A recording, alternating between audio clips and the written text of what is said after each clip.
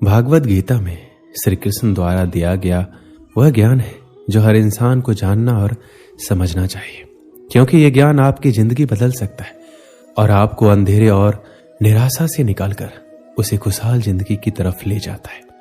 भगवान श्री कृष्ण भागवत गीता में कहते हैं, मनुष्य का शरीर एक रथ के भांति है, जैसे आंख, कान, नाक, जीभ और त्वचा आदि इन इंद्रियों घोड़ों को जो सारथी चलाता है, वो सारथी ही हमारा मन है और उस रथ में बैठा हुआ स्वामी वही हमारी आत्मा है। मनुष्य की इंद्रियां विषयों की ओर आकर्षित होती रहती है और ये सब तभी तक ही हो सकता है जब तक जीवात्मा अपने मन को काबू में ना लाए। जब तुम स्वयं मन के अधीन ना रहकर अपने मन को अपने अधीन कर लोगे तो वही मन एक अच्छे सारथी की तरह तुम्हारे शरीर रूपी रथ को सीधे प्रभु के चरणों में ले जाएगा। यदि मन तुम्हारा स्वामी है और तुम उसके अधीन हो तो वो तुम्हें माया के बंधन में जकड़ता रहेगा, और जब तुम अपने मन पर काबू पा लोगे और उसके स्वामी हो जाओगे तो वही मन तुम्हें मोक्ष के द्वार तक ले जाएगा। श्री कृष्ण द्वारा भागवत गीता में जो हमें सीख मिलती है वह है, फल की आशा मत करो बल्कि कर्म करो।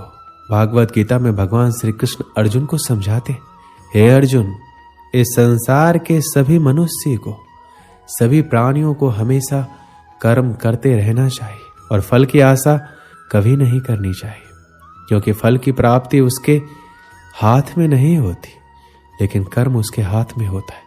और जो व्यक्ति समर्पण भाव से अपना कर्म करता है उसे फल देने के लिए मैं तो बैठा हुआ हूं, इसलिए हमेशा कर्म करते जाओ, फल की उम्मीद ना करें, क्योंकि फल की उम्मीद करने से आप अपने कर्म पे ध्यान नहीं दे पाएंगे।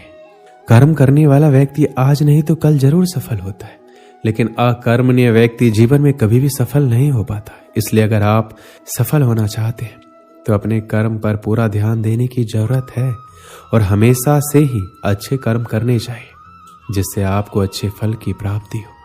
अगर कर्म करने के बावजूद आपको अपने मनचाहे फल की प्राप्ति नहीं हो पा रही है तो कभी भी निराश नहीं होना चाहिए, बल्कि श्री कृष्ण पे भरोसा कर आगे बढ़ने की चेष्टा करते रहना चाहिए। यकीन मानिए, भगवान आज नहीं तो कल आपको सफल, समृद्धि और आपके कर्मों का सही फल जरूर देंगे। हमेशा हमें अपने धर्म के अनुसार कर्म करना चाहिए, अर्थात यदि कोई बच्चा विद्यार्थी है तो उसे पढ़ने में ही ध्यान देना चाहिए। सैनिकों को अपने देश की रक्षा, राजा को अपने प्रजा की रक्षा, माता पिता को अपने संतानों को प्रेम, बच्चों को अपने बूढ़े माँ बाप की सेवा तथा शासक को शासन करना चाहिए। श्री कृष्ण ये कहना चाहते हैं, हर व्यक्ति अपने कर्म को सही रूप से करेगा तो इस समाज में हमेशा संतुलन बना रहेगा, फिर कभी भी किसी को किसी से परेशानी नहीं होगी। श्री कृष्ण द्वारा बताए गए भागवत गीता में हमें जो सीख मिलती है वो है अहंकार से दूर रहना।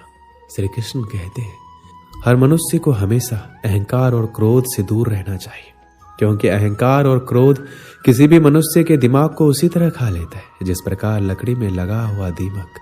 अहंकार और क्रोध से वशीभूत व्यक्ति समाज में जहां भी जाता है वहां दूसरों से परेशानी होती है, क्योंकि वह हर व्यक्ति में अपने प्रतिद्वंदी की भावना को देखता है, जिससे उसकी बुद्धि और विवेक की भावना खत्म होती चली जाती है। भागवत गीता में कहा गया है कि हर व्यक्ति को आत्म मंथन करना चाहिए, क्योंकि आत्म मंथन अहंकार को खत्म कर देती है। श्री कृष्ण कहते हैं, अहंकार व्यक्ति को अज्ञानता की तरफ ले जाती है, इसलिए जीवन में सफलता चाहने वाले व्यक्ति को हमेशा अहंकार और घमंड से दूर रहना चाहिए। आलस्य, कायरता और डर मनुष्य की सफलता के दुश्मन है। श्री कृष्ण कहते हैं, आलस्य, डर और कायरता मनुष्य के वह दुश्मन है जो उसे सफल होने से रोकते हैं। अगर आपको सफल होना है तो आपको अपना आलस्य त्यागना होगा। अगर आप आगे बढ़ना चाहते हैं तो आपको डर छोड़ना होगा। मनुष्य के विचार ही मनुष्य का निर्माण करते हैं। मनुष्य के निर्माण उसके विचारों से ही होता है और मनुष्य जैसा सोचता है वैसा ही बन जाता है। इसलिए हर मनुष्य को हमेशा सकारात्मक और अच्छे सोचों के साथ ही अपना जीवन बिताना चाहिए। भागवत गीता में मन को बहुत ही ज्यादा महत्व दिया गया है, इसलिए भगवान कृष्ण द्वारा हर मनुष्य को अपने मन को नियंत्रण में रखने की बात कही गई है। मन ही हमारे सारे दुख और सुखों का कारक होता है, इसलिए हम अपने मन को नियंत्रण में कर अपने सुख और दुख पर विजय प्राप्त कर सकते हैं। भगवान श्री कृष्ण कहते हैं कि अगर कोई व्यक्ति अपने मन को नियंत्रित में कर लेता है तो वह उन सभी बुराइयों पर नियंत्रण पा लेता है जो उसे जीवन में आगे बढ़ने से रोकती है या दुख देती है। इसलिए अपने मन को हमेशा अपने नियंत्रण में रखना चाहिए। उसे कभी भी किसी भी चीज से विचलित नहीं होने देना चाहिए। कहा जाता है कर्म ये धर्म है, इसलिए हमें कर्म करते रहना चाहिए। फल अपने आप हमें मिल जाएगा। इस दुनिया में जितने भी लोग सफल हुए हैं सब लोग अपने कर्म के लिए ही हुए हैं। उन्होंने बिना कुछ सोचे समझे नकारात्मक बातों को अपने से दूर रखकर अपने कार्यों को पूर्ण किया और आखिरी में उन्हें सफलता प्राप्त हुई। जो भी मनुष्य अपने जीवन आध्यात्मिक ज्ञान के चरणों के लिए दृढ़ संकल्पों में स्थिर है वह समान रूप से संकटों के आक्रमण को सहन कर सकते और निश्चित रूप से यह व्यक्ति खुशियां और मुक्ति पाने का पात्र है। अगर आप अपने लक्ष्य को पाने के लिए दृढ़ संकल्प ले लेते और दिन रात कड़ी मेहनत करते तो आपके रास्ते में जितनी भी संकटें आएंगे आप उनको पार कर जाएंगे।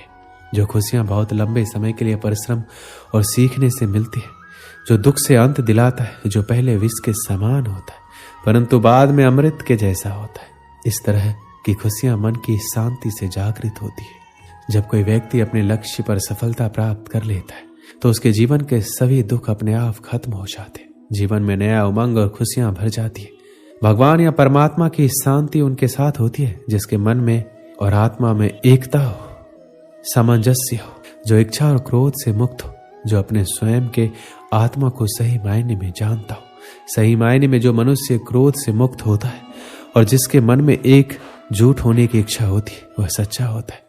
भगवान हमेशा उसके साथ होते हैं। एक बार की बात है, एक गांव में एक महान ऋषि रहता था। उस गांव के लोग उस ऋषि का बहुत ही सम्मान करते थे।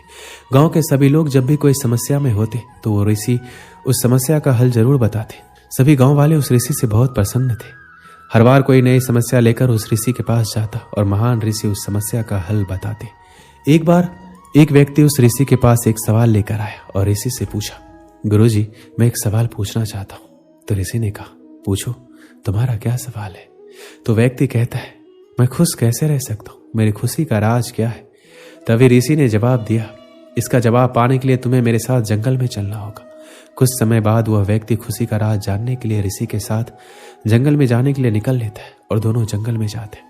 तभी रास्ते में एक बड़ा पत्थर आता है और ऋषि उस पत्थर को अपने साथ लेने के लिए उस व्यक्ति को कहता है। वह व्यक्ति ऋषि के आदेश को मानते हुए उस पत्थर को अपने हाथों में उठा लेता है।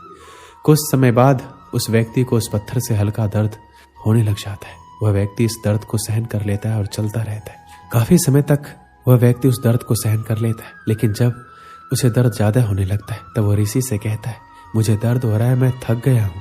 तभी ऋषि कहता है, इसे नीचे रख दो। वह व्यक्ति पत्थर को नीचे रखता है, उसे राहत मिलती है। फिर मुनि कहते हैं, यह है तुम्हारी खुशी का राज।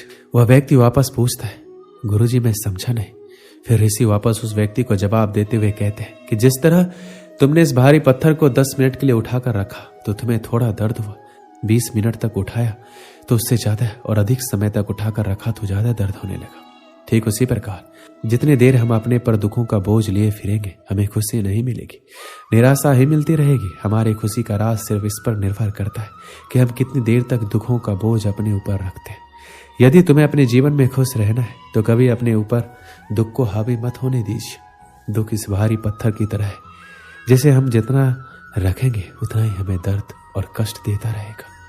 दोस्तों, इस वीडियो में बस इतना ही। मिलते हैं अगली वीडियो में। अपना ख्याल रखिएगा। जय श्री कृष्ण।